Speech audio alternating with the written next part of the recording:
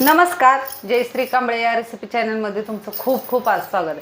आज आहे वट पौर्णिमा, तर आज उपास सोडायचा आहे ना, मग गोड काय तर खायला असायला पाहिजे म्हणून आज मी गोड अशा पुऱ्या करणार आहे। चला मग त्यासाठी लागणारे साहित्य आणि ती कशी बनवायची ती पण बघूया। झटपटीत अशी होणार आहे, उपासाला खाऊ वाटणारी अशी ती रेसिपी आहे। चला मी वाटी घेतलेली आहे, आता या वाटीमध्ये मैदा टाकून घेणार आहे। 1 वाटी मैदा घ्यायचा आहे। आपल्याला गोड खाऊस वाटलं ना, पटकन असं ही गोड लगेच होणार आहे। आता याच्यामध्ये चाळून घ्यायचं आहे। तुम्ही गव्हाच्या पिठाची केली तरी पण चालेल। त्यामध्ये थोडंसं मीठ टाकायचं आहे, थोडंसं टाकायचं चवीपुरतं, जास्त नाही।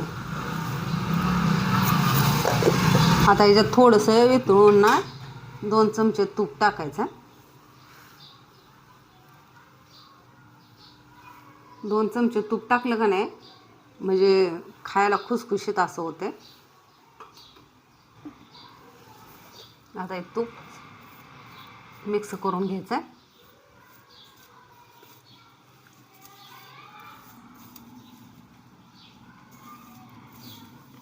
जास्त बी तूप नका घालू, खायचे 2 चमचे असतात ना तेवढेच टाकायचं। हे बघा, सगळं तूप याला मिक्स करून घ्यायचं आणि तळून घ्यायचं तूप। हे बघा मुटका होतं। आता थोडं थोडं पाणी टाकून मळून घ्यायचं। आपण चपातीचा आटा कसा मळतो तसं थोडं थोडं पाणी टाकायचं, जास्त असं चपातीचा आटा असतो ना तसं मळून घेतलेलं आहे। आता याच्या वाटी झाकून ठेवते। आता त्यासाठी आपण पाक करून घेऊया। मी 1 वाटी असं साखर घेतलेली, तर त्याच वाटीने हे बघा अर्धी वाटी मी पाणी ओतणार आहे।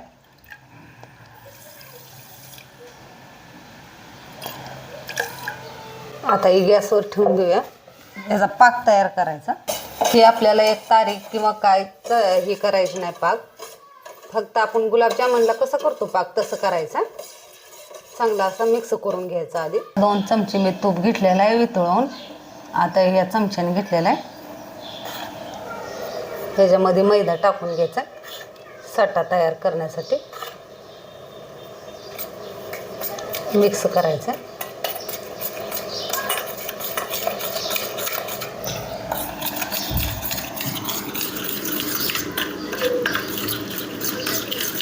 अशा पद्धतीने मी साठा तयार केलेला आहे। आता हे बाजूला ठेवून देऊया। हे बघा आपले गुलाबजामुनाचं हे असतं ना पाक, तसा हा पाक झालेला आहे। थोडं वेलदोड टाकणार आहे, अजून 2 मिनटं चांगलं असं उकळून घेणार आहे। हे बघा मी तेल गरम करायला ठेवलेलं आहे इकडे एका बाजूला, तोपर्यंत आपण पुरे लाटून घेऊया। हे बघा मी आता पीठ ह्याच्यावर घेतलेलं आहे, असं मळून घेते।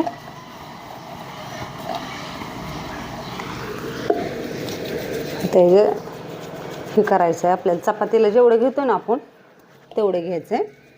हे बघा एवढं 3 हे झालेले आहे ते उंड चपातीचे। तुम्ही बारीक बारीक पुरे लाटले तरी पण चालतील। आता ही बाजूला ठेवून देऊया आणि लाटून थोडासा मैदा टाकायचा, वाळला मैदा, आणि हे लाटून घ्यायचं असं।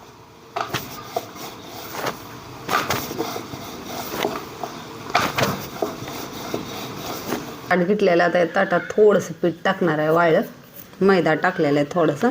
ही लाटलेली चपाती ह्याच्यावर ठेवायचे। ही तिन्ही पण चपात्या अशाच पद्धतीने लाटून घ्यायच्या।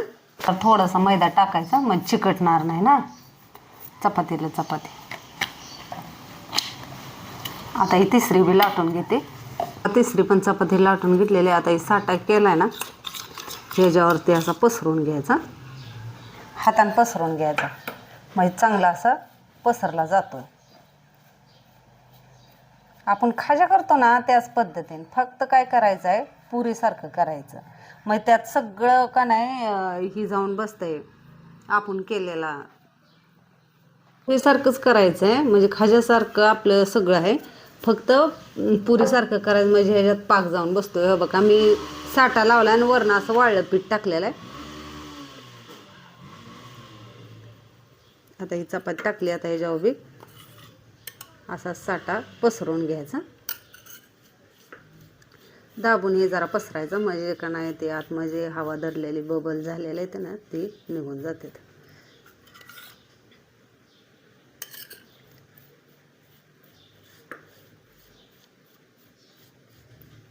थोडंसं चपाती अशी ठेवून घ्यायची.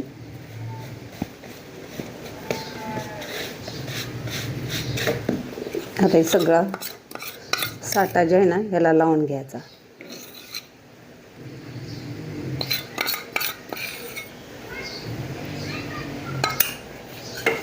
हे बघा अशा पद्धतीने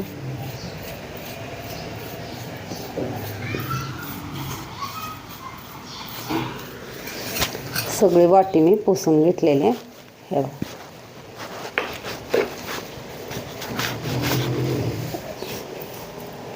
आता याच्यावर थोडंसं पीठ टाकायचं आहे. आता काय करायचं हे असं का नाही हे करायचं फोल्ड.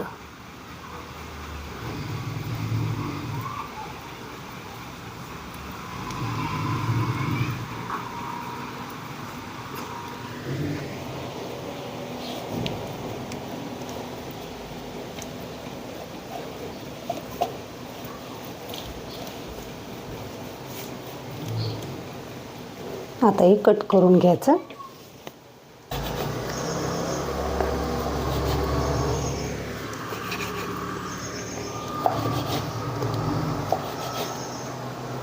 असं सगळं कट करून घ्यायचं.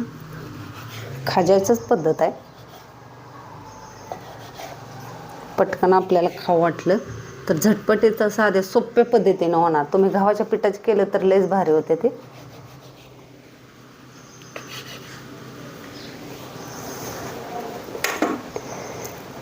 हे बघा किती मस्त असं लेअर झालेले ते. हे बघा आता हे सगळं या ताटात काढून घेते. हे बघा असं हे असं दाबून घ्यायचं. असं थोडं बेलण्यानं असं लाटायचं म्हणजे मस्त अशी लेअर येते ते. हे बघा असं हे किती मस्त असं झालं आहे. आता हे लाटून असंच बाजूला ठेवायचं आणि दुसरं जे आहे ना हे असंच घ्यायचं आहे बघा आणि असं थोडंसं दाबायचं म्हणजे चिटकलं जाते आणि बेलण्याला चिटकून म्हणून थोडंसं पीठ टाकायचं. हे बघा असं करायचं. बघा किती मस्त असं लेअर दिसतात हे का नाही. सगळ्या अशाच करून घ्यायचा अगोदर. अशा पद्धतीनं लाटून घ्यायचं. हे बघा किती मस्त लेअर पडले ते याला. मी सगळे आधी लाटून घेणार मग तळणार. मस्त होते आणि महिनाभर टिकते बरं का. तेल गरम झालेलं आहे. आता हे पुरी टाकून घ्यायचे. तुम्ही मोठे जाडसर लाटले तरी पण चालेल. एक एकच असे तळून घ्यायचे म्हणजे लेअर सुटतात त्याला.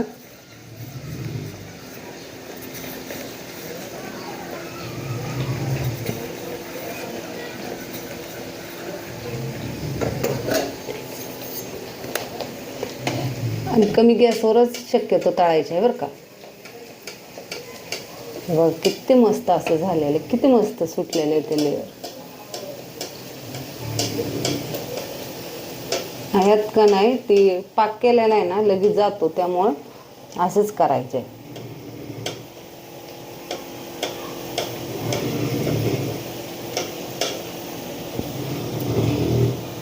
हे बघा लाल होईपर्यंत मी तळून घेतलेलं आहे. आता काय करायचं हे सगळं तेल याच्यातनं नितळवायचं. असं थोडंसं उभा करायचं असं या बाजूला म्हणजे सगळं तेल जाते बघा. हे बघा आणि ताटात काढून घेते. किती मस्त लेअर सुटले आहे का.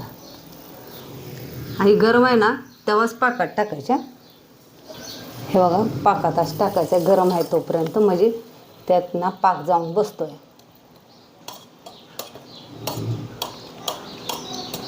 हे 5 मिनटं ह्याच्यातच अशी ठेवून देणार आहे म्हणजे पाक बरोबर त्याला मिक्स होते.